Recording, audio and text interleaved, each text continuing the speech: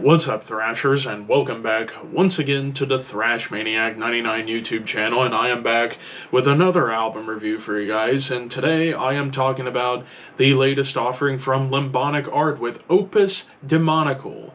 This also came out on June 20th, this time on Kyric Productions and Armor, and, well, for those who don't know, this is a Norwegian symphonic black metal band. However, this album, I would say, is less symphonic and more towards just straight up black metal. Dare I say melodic black metal as well. But this is the first album in 7 years, and Demon, who's been the main guy behind this band since the beginning, just continues to pump out music. Now, granted, this is my first full-length from Limbonic Art I've checked out, and I've always wanted to listen to this band more often because, you know, they're seen as kind of like unsung heroes for the symphonic black metal movement, and some people even consider this band to be the band that picked up the torch from where Emperor left off. Granted, this is basically a one-man band at this point, with Demon being the main guy, or Damon, however you say it.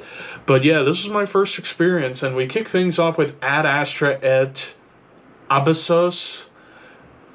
Probably butchered that, but anyway, so this song kind of gives you an idea of what the rest of this album is going to entail, and that's lots of tremolo melodies that feel straight up like classic black metal. But what I like about how they do, or how he does the tremolo riffs, is they'll go from being like triumphant to epic to melodic to just downright sinister. And with this opening track, and it's the second longest track at a little over 8 minutes, definitely showcases a lot of diversity with the tremolo riffs.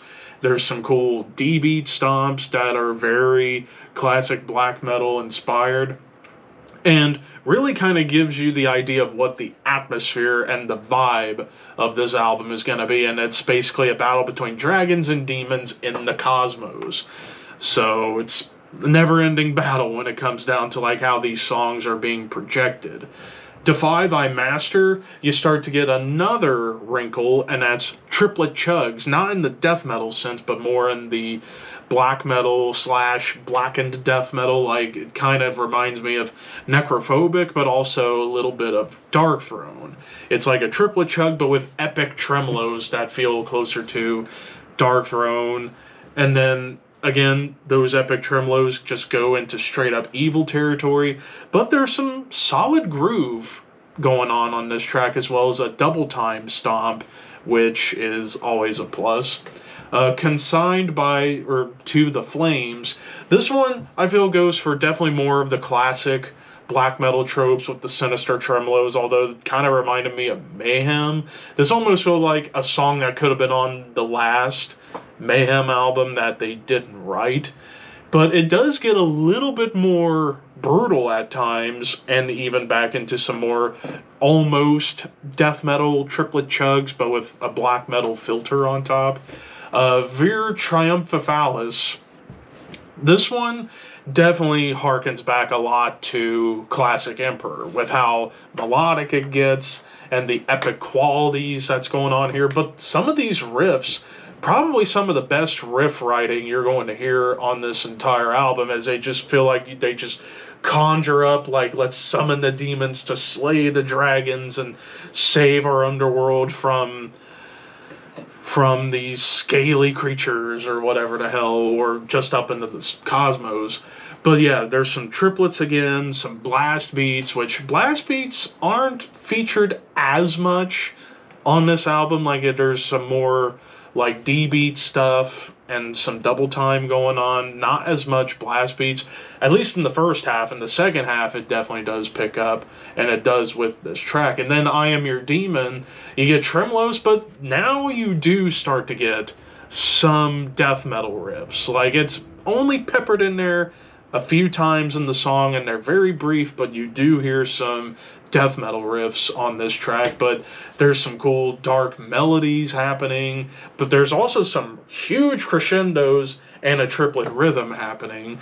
And then the Wrath of Storms, this is where we go back to the more epic tremolo melodies that are just It's like we're hearing the sounds of battle up in the cosmos with these demons and dragons just going toe to toe. And this song is almost like conjuring the wrath of storms. While these epic tremolo melodies do stay catchy, there is a slight somber quality to them at times. And then there's even some atonal riffs that show up and a brief moment of groove once again. But then you get into the big one, Ars Diavoli. 12 minutes. This song starts off with a catchy opening riff, and it's like probably the biggest standout riff of the entire album because pretty much from front to back, it's mostly about the tremolos. But this opening riff was pretty catchy, and then it leads into a big tremolo riff, but there's some great sinister atmosphere going on, even some roars, some like death roars. However, the song kind of stays in this huge tremolo melody and sinister vibe up until you get towards the second half, or at least in the final third of the song.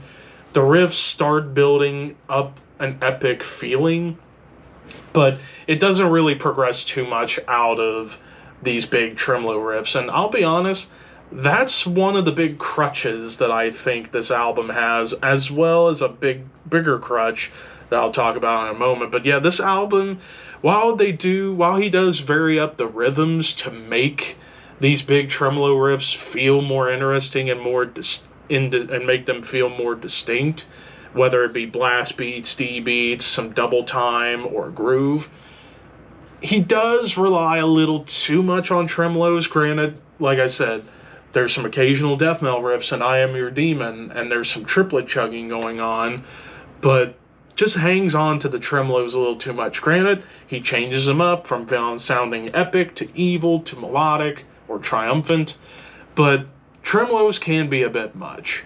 And then the biggest complaint I have, the drum machine. I know there's no drummer in this band, and Damon does drum programming, but at least in the opening track, it sounded very clear that it's a drum machine. Granted, it's like he might have figured out the programming as the album went along, and it's not as noticeable, but just for the fact that there is a drum machine and it is noticeable in the beginning of the album, does dock this album half a point.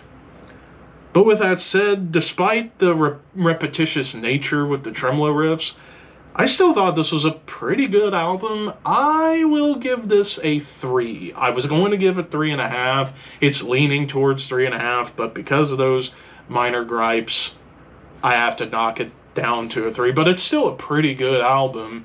If you're a fan of Emperor, Abigor, I would say early Dimmu Borgir, and maybe some Opera 9, check this out. But of course, those are just my opinions. What did you guys think? Let me know in the comments below. Don't forget to like, comment, share, subscribe, all that fun stuff. Thank you for watching. Keep your horns high and your dreams wet. Thank you for your patronage.